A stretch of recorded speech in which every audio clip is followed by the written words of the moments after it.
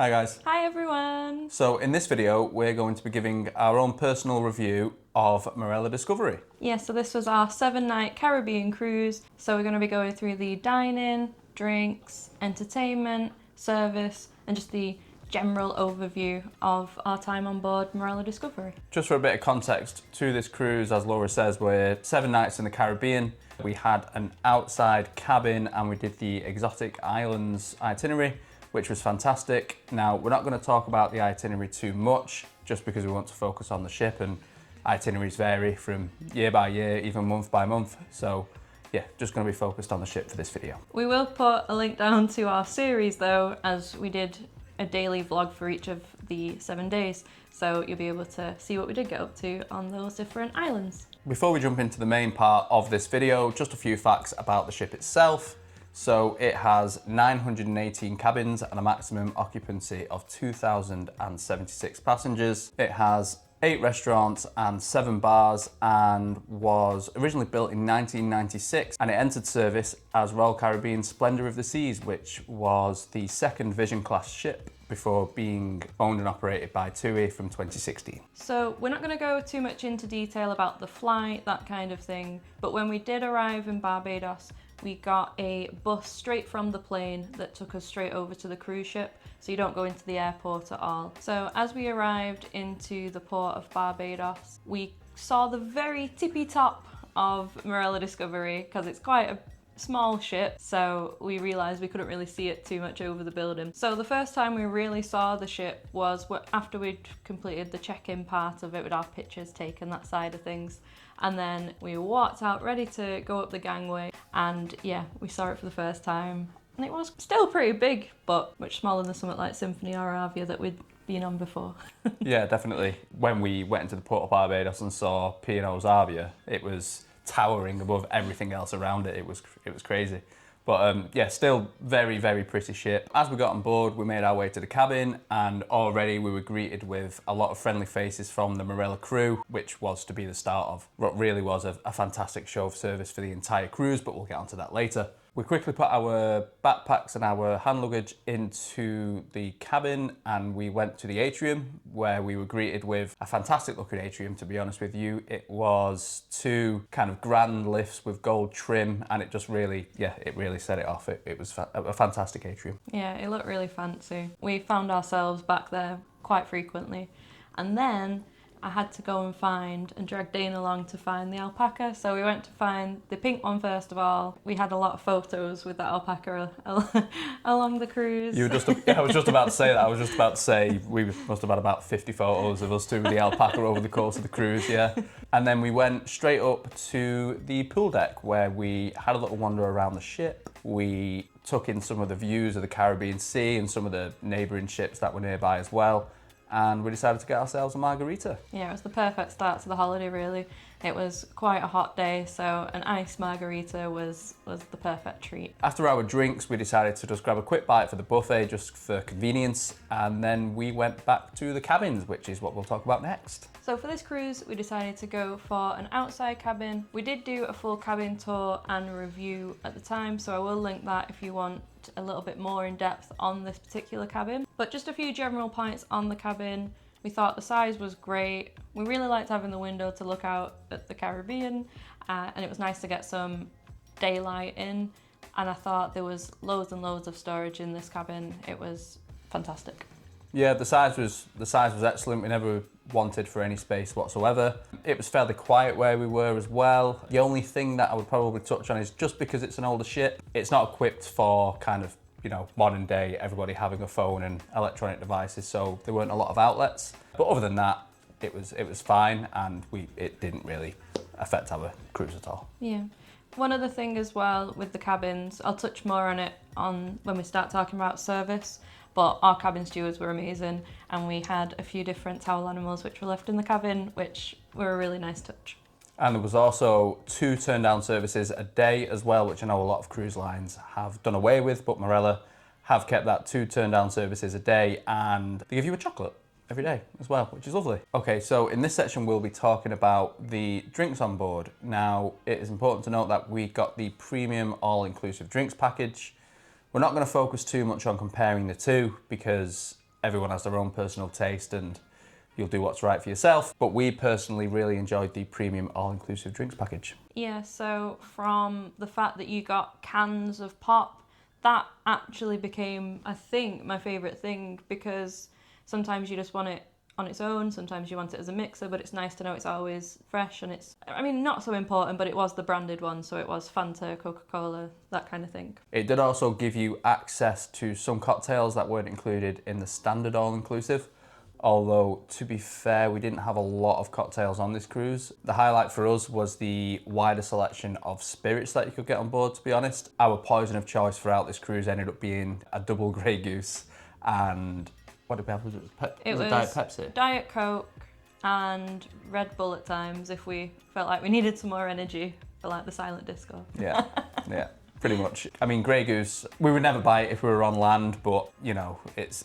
a more premium selection, isn't it? So we enjoyed the fact that that was available. Yeah, there's also a wider selection of wines. So when we were having our evening meal, which is generally when we were having wine, we had more options. Although I do admit, I really liked the one that was included in all-inclusive, so that was fine too. Yeah, and it ended up being, we'll come on to dining later, but it ended up being that they'd just come around and pour you wine without asking, because everyone was getting the same couple of wines. But if you did want a different one, you could ask your waiter.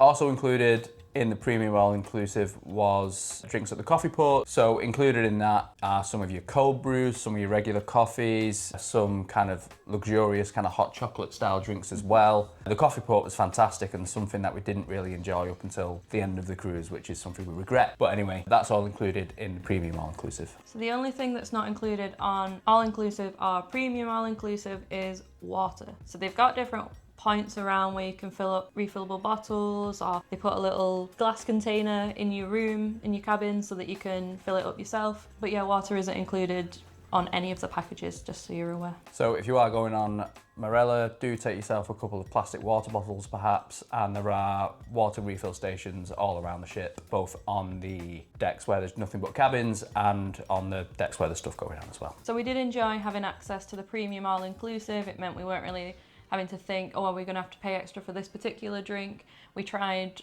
was it a port, I think, in the main dining room at one point, which is not normally a drink of choice, really, but because it was included and thought a nice after dinner treat, we thought we'd try that. So with all of those inclusions in mind, the question is, was it worth it? Now, we paid £170, that was for 7 nights for 2 people, and we think that it was worth it at that price.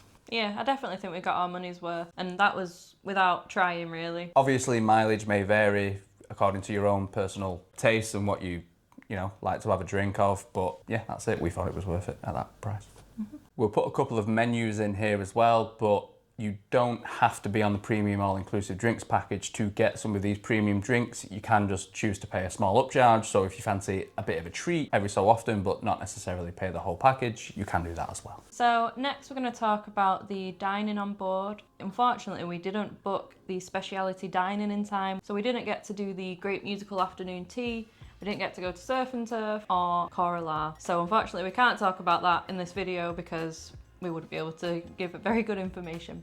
But we did do all of the other included food options on board. So on board Marella Discovery, you actually have 2 separate main dining rooms, which are both in the same room, if you like. On the ground floor, you have 47 degrees, which is your kind of standard main dining room. And on the mezzanine level, you have Gallery 47, which is an Italian. So the first restaurant we'll talk about is Gallery 47, which is the Italian on board. Now, we actually dined here twice. So the first time we dined there was on night 2 of the cruise. We had some cheesy, crispy risotto balls, which were very good. And we also had some pork meatballs too. They were delicious. And then for mains, Laura had the lasagna and I had the steak. Now everything was delicious. And for dessert, we had the baked lemon cheesecake, which was pretty good as well. Although there was a strange stale piece of what felt like bread on top of it. That was a bit odd, but anyway, it was tasty. The only thing I would say about night 1 is that I did take a bit of time to get through service. Yeah, I think we were in there for 2 hours, and there was a long period of time where we weren't asked if we wanted a drink, and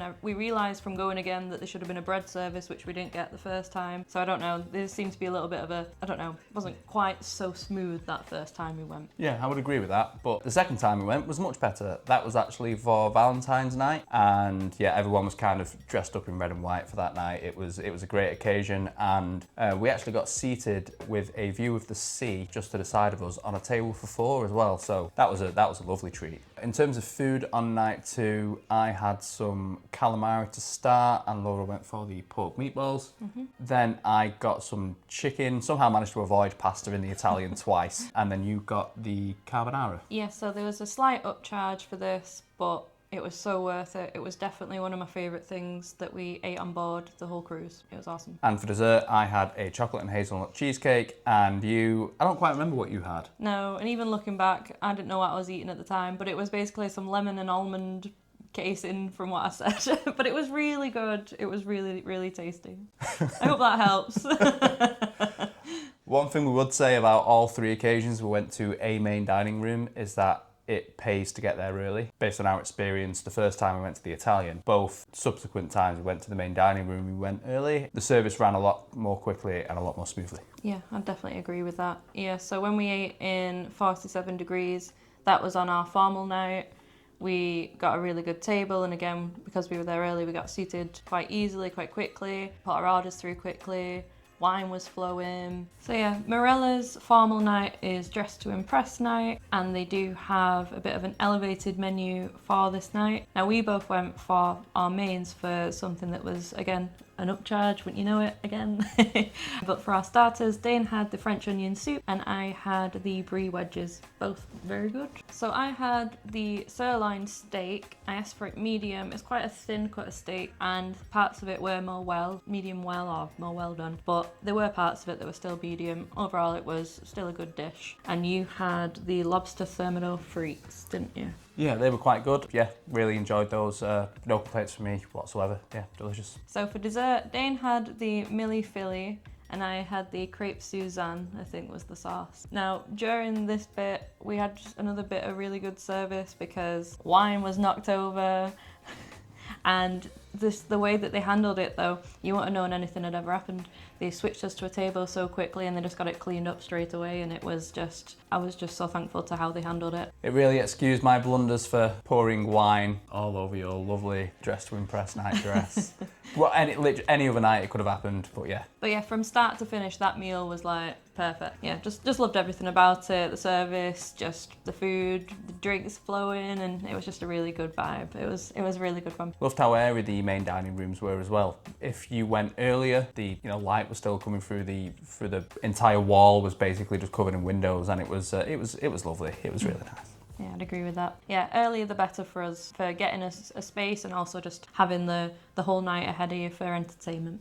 Yeah, we'll come on to that later, but the nights are jam-packed, so you want to eat early, get it out of the way, and go and enjoy yourself. The main dining room also offer a breakfast service, which we also really enjoyed. Promptly served with teas and coffees. And yeah, we got eggs Benedict, didn't we? And it was delicious. No complaints at all. We got a couple of extra rashers of bacon too, just because it's a cruise and it's free, so why not? But would fully recommend going there on breakfast as well. It does get quite busy, so get there nice and early if you can. Yeah, it was nice to get away from sort of the busyness and the hustle and bustle of a buffet, that kind of thing. It felt a lot more relaxed, just sat there and getting the food brought over bit by bit. It was a really nice experience. Okay, so next up on the list is the Islands Buffet, which offer breakfast, lunch and dinner. And sometimes late night snacks. So for breakfast, the buffet offered everything you would expect from a British line, basically. So it had kind of bacon, sausage, beans, there was a live omelette station there as well, and then, tomatoes, mushrooms. Did they do black pudding? I don't think I saw black pudding. I wasn't looking for it, if I'm honest. Yeah, not too sure on that one, but yeah, basically it did the job in the morning. It was good. We went there a couple of times for breakfast and left feeling full for the day ahead. When we did eat there for our evening meal, it was generally because we were rushing to a show. One time we were literally in there for 10 minutes, if that, just a quick bite to eat and off we went. The good thing about the buffet as well, They do have taps where you can get your own wine and beers and juice. Yeah, just a little touch there. Yeah, we thought the buffet overall was, it did the job as a buffet, you know, it was a quick bite to eat. Nothing to write home about really, to be honest with you, but you know, it's a buffet. You don't really expect anything more really, and anything else is a bonus. Next up is the Snack Shack. So this is, as the name may suggest, more for snacky things. When we went for breakfast, we loved getting the bacon bars from here. So they did bacon, sausage, they did this ham and Gruyere pastry. They said it was a sandwich, but it's a pastry. And I think a couple of other options, something with avocado if I remember rightly. But yeah, that's their breakfast options, and it was always, you pick what you wanted, they'd heat it up in the ovens behind, or whatever they used behind, and it was always hot and fresh and done right in front of you. You just wait a couple of minutes, and then yeah, it's always really, really good. They did have some pre-packaged kind of granola there as well, and a couple of other grab-and-go style bites for breakfast as well. And then in the afternoon, they also did things like beef burgers, chicken burgers, classic poolside grub, I suppose, with a couple of other pre-packaged kind of like salads there as well if you wanted to eat those. So yeah, a good selection at the Snack Shack, and we found ourselves there quite a lot, to be honest with you. So the last dining option we're going to talk about is the Glass House. So in the afternoon, it's more of like a buffet style where they serve you, so you choose what you're having, things like pizza, there was rotisserie chicken, there's different pastas that they make you, things like that. And then in the evening it turns into a dining room. Now there are very limited seating for this, so like our tip for getting early to the main dining rooms, again, would advise to get there before it even opens for the Glass House, because we did miss out the first time we wanted to eat here because it was going to be a 45-minute to an hour wait, and that was just too long for us when we wanted to take part with all the entertainment. So yeah, I recommend getting there early. But when we did eat there, it was an absolute highlight. Yeah, I would definitely agree with that. For starters, they kind of brought us a couple of glasses of wine, and then they asked us to select from 3 different tapas, and they were all delicious. I can't remember exactly which ones we got now, to be honest, but we'll insert some footage, and they were gorgeous.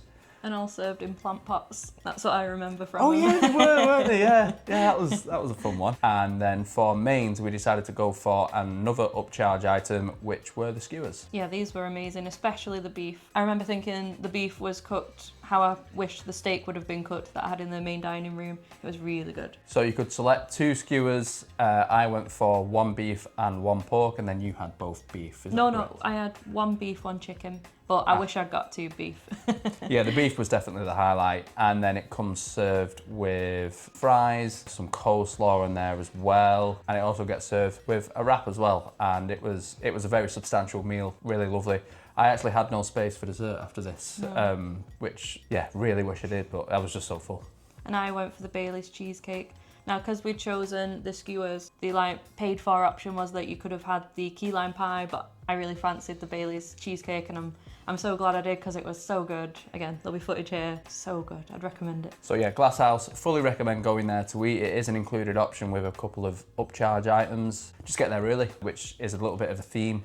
With the dining on Marella. Again, we can't talk about the speciality, but if you get there early, you'll probably have better luck. But something you should be early with is booking the speciality dining to tie it all in.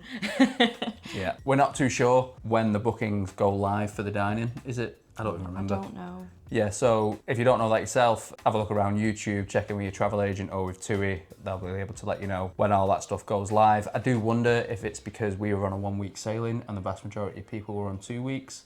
Maybe they got access to our dates earlier than we did. I'm not sure. But that's speculation. Do it as early as you can, basically. So if you've made it this far, thank you for continuing to watch. And if you do like content like this, we do go on cruises quite frequently. So feel free to hit that subscribe button and you'll see more content like this. We've also got cruises on Symphony of the Seas, Marella Voyager and P&O Avia on the channel as well. Yeah, and we've got Allure of the Seas coming up next. Next up, we're going to talk about the entertainment on board. So with this itinerary, exotic islands, we were in Barbados, St. Lucia, Curacao, Aruba, Bonaire, Grenada, and back to Barbados again. So it was a really packed itinerary for a week. But on the one sea day, we did find that we were a bit stuck for something to do. There were things on. We started with a quiz. So we did a quiz on the pool deck. They brought round drinks for people as well. while you would have sat on deck. There was, I think, a cooking demonstration, but that's not something that was particularly of interest to ourselves. We found we couldn't get a sun lounger. We were a bit late to the party, really, so we were just basically walking around. We ended up sat in the glass house at one point with a beer, just reading our books for a bit, and then the jet lag started to catch up with us, so we decided just to go back to the cabin, and we had a nap and got ready for the evening. So that's all we really did that day. Yeah, that's true. And I think it was 31 degrees on this day as well. So even just sitting outside in a chair on the shade is uncomfortable, and you probably want to be laid down if you're going to be in that kind of heat. That being said, I do think Marella could offer a few different options on their sea days, despite there only being one in a 7-day cruise. Typically across the fleet, they are very port intensive, and one of the things that we liked about Marella is just how port intensive it was. Yeah. With the daytime entertainment as well, there are things that we didn't do that we could have done thinking back. So there was a mini golf course and there was a rock wall. So that's two things that they had that's not per se like a... These things aren't things that Marella host, it's just things that exist on the ship that you can do. Yeah, so they were there and we could have done them if we'd wanted to, but we didn't. But you may want to, and then, I mean, that in itself is quite a bit of time doing that. They also would have done the Great Musical Afternoon Tea at this time, so if we would have been able to book that, then I think this day might have felt a little bit different at this point. Yeah, but the way it panned out, it was a little bit too hot to do the mini golf, and I just sliced my foot in St. Lucia after doing a bit of snorkeling, so I didn't really fancy the rock wall. But yeah, that's just the way it panned out. Okay, so evening entertainment, and this is an area which we thought Marella really excelled at, to be honest with you, but I'll start by talking about some of the shows that Marella put on and the onboard show team. This cast are absolutely amazing. I mean, every single night, with the exception of one night, they put on a different show, and I don't know how they managed to remember it all. No, me neither. It's all just fantastic, really well choreographed. All of the shows were better than any show we saw in Piano Avia. Yeah, a real highlight was the Broadway Show Lounge, to be honest with you, and you could just grab a glass on the way in because everyone's all inclusive, so you can just grab a glass of wine on the way in, don't have to worry about bringing it from one venue to another, and yeah, loved it. When there was a show on, we saw it, basically. Yeah, we made sure to see every single one. A highlight was definitely Diva, so if that's on your sailing, definitely watch that. That was probably my favourite that we saw. Yeah, what was that one with in Miami themed? Oh, the Club Tropicana. Club Tropicana, the Wham themed. Yeah, George Michael themed, sorry. Yeah, Club Tropicana was fantastic as well. But they were all great. But yeah, those two in particular were standout. Marella had as well quite a few sail away and a sail in party, so these were on the pool deck, getting the entertainment team there. There'd be the collective, who are the band on board. They'd be playing live music, just creating a great atmosphere. When they weren't playing, they'd be just playing songs through the speaker as well. It was a really fun time. There was also an onboard guitarist, an onboard pianist as well, which we got to see a little bit more of later in the cruise, but overall we just really enjoyed it. There was also a Caribbean band on board called One Love, and we thought her voice was absolutely fantastic, the vocalist in particular. Yeah. There was a lot of great music on board, like in the different venues, or in the atrium. Yeah, just wherever you're going, you'd probably find some good music. There were also a couple of guest acts that they had on board. One of them was a comedy magician, and the other one was a singer. He was the son of the lead singer of The Sweep. Both of those performances were really good, really enjoyed both of them. John Danbury was the comedy magician. He did 2 performances, one standard, one adult only. Preferred the standard set a little bit more, but yeah, they were good guest acts on board. Yeah, I would agree with that. The comedy magician thing for me personally is neither here nor there, but that's just my personal opinion. But yeah, really enjoyed it either way. In the Squid and Anchor, they did a lot of quizzes. Every night they had a quiz. We tried to make as many of them as possible. At times just getting ready as quick as possible and running straight down to Squid and Anchor for the quiz. We enjoyed doing that. They had something called Boom Boom Boom Bingo. They're called Boom Boom Boom Bingo. Yeah, it was like the musical bingo, Musical wasn't it? bingo. That was really fun. We won some Marella flip-flops, the coveted flip-flops, so that was great. That was good fun. They did different game shows in here, like Battle of the Decades. There was the Newlyweds game on Valentine's as well. Yeah, Love and Marriage. That was quite funny to watch, but thankful not to be a part of, but it was good to watch. 100%. As overall, yeah, if it comes to the Squid and Anchor or the live room, which is kind of a live music venue on board as well, or even just out on the pool deck, there was loads to do all the time. You'd never struggle for anything to do. No. And even in the atrium, to be fair, you know, if you wanted a bit more of a relaxed vibe, they even had the silent disco in there as well one night as well, which was really funny. I was going to say, you're saying a relaxed vibe. I was just thinking about the silent disco.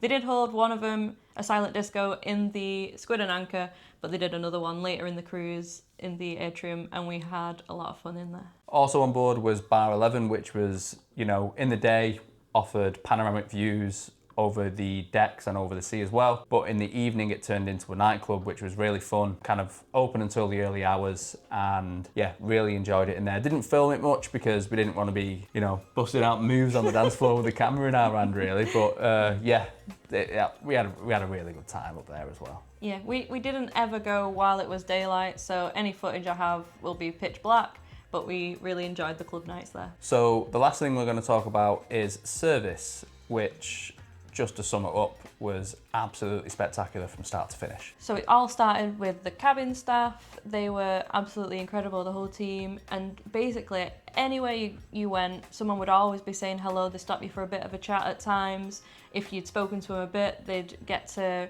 remember your name and you'd get a bit of a rapport with them. There was a girl that I saw on the pool deck, Alpha, and then also in the live rooms, and she was like, come on, let's get a photo together. Like she started that, and then we said, well, let's get a photo on my phone as well, because I also wanted to remember that. Yeah. We got a photo with the team in the atrium bar as well. It was just very, very personable. I had many chats over the week there, and I'm not someone who's always great at starting a conversation, but it helped when they were so lovely. Yeah, and special shout out to the atrium team as well. I mean, I was there quite a lot when Laura's getting ready. Some of the lads will know you can't just, you know, go and get drink. You're on drink service whilst the missus gets ready. And yeah, I ended up getting to know the people at the atrium bar quite well. They were all fantastic. Remembered the drinks order. So yeah, special shout out to the team there. One thing with the service, we just felt it was so genuine, and like at the end of the cruise they do the farewell show and they celebrate in the staff, and I really think it just goes to show they are appreciated, and it comes across so much. It's different than any other cruise I've been on. It doesn't feel forced. It don't feel like they're made to come and talk to you or smile. It feels like they're actually happy to be there and happy to talk to you, and it just makes a great time on board. It really does add to it. It really makes it. They talk about it being like a family. It really felt like that. Yeah, I can't praise them highly enough for the service. Marella do it fantastically. Treat your staff well, celebrate them, and they'll in turn treat your, you know, passengers well. Yeah, and I mean, from that, it's made us want to go back on Marella. Well, it's made us want to go back on Discovery, to be honest, but it's definitely made us want to carry on cruising with Marella. So the basic fare for this cruise was £3,716 for a 1 week Caribbean cruise, including flights to get you there and back. We paid £168 to upgrade to a guaranteed ocean view cabin, which basically means we don't get to pick the exact room, but we do get a outside cabin. And we also paid £170, as we mentioned earlier, for the premium all-inclusive drinks package. That brings the total to £4,054, which was a little bit more expensive than the cruise that we did for P&O Avia, which came to around $2,600 with a drinks package. But I think you got more cruise, to be honest with you. So with the price in mind and all we said about the experience, would we do Marella again? That is a definite yes. In fact, I've already said yes we would, so there you go. Yes, we'd definitely do Marella. Couldn't recommend it enough to any of you watching as well. For that money, we got to have 6 days in port, some of the most beautiful Caribbean islands that we've ever seen. And when we got back on board, there was always chock full of things to do. All of the staff were magnificent and just never wanted for anything really. No. It was a really premium cruising experience in our opinion. Yeah, it was an absolute dream and definitely one of our favourite holidays that we've ever had together. Like I say, we're not going to talk too much about the ports because mileage can vary depending on what cruise you're doing, but yeah, the Caribbean ports and the exotic islands itinerary in particular was absolutely outstanding, and I'd encourage anyone to have a look for videos on YouTube, including our own, selfless plug, and find out what it's like because we can't recommend it enough. Yeah, some of them were just an absolute dream. Carlisle Bay was the most stunning beach I've ever seen in my life, honestly. it was outstanding. Would do the exact same sailing, to be honest. Exotic Islands, Marella Discovery in February in the Caribbean, beautiful. As we've said a couple of times before, what we've said only represents our opinions and our experiences on board. If there is something that you would like to know that we haven't covered off, please do feel free to pop a comment, or if there's something that we've missed out, please feel free to pop a comment as well, and hopefully people can find what they're looking for that way as well. Anything that you disagree with, anything you want to discuss further, pop it in the comments, because we really welcome the discussion. So following on from this, the next series that we'll have is Royal Caribbean's Allure of the Seas. So if that is something that may interest you, if you want to see what the amplification of the ship's like, follow along, subscribe, all that good stuff, and we'll show you. Yeah, we'll be doing a 7-night Western Mediterranean cruise out of Barcelona. We've basically done this exact same itinerary on Symphony of the Seas, so go and check that out as well if you want to find out what it's like cruising on Royal Caribbean. Anyway, if you have liked this video, please do feel free to give us a big thumbs up. And do subscribe to the channel for our future videos as well. Thanks for tuning in, guys. Thanks for watching. Bye. Bye.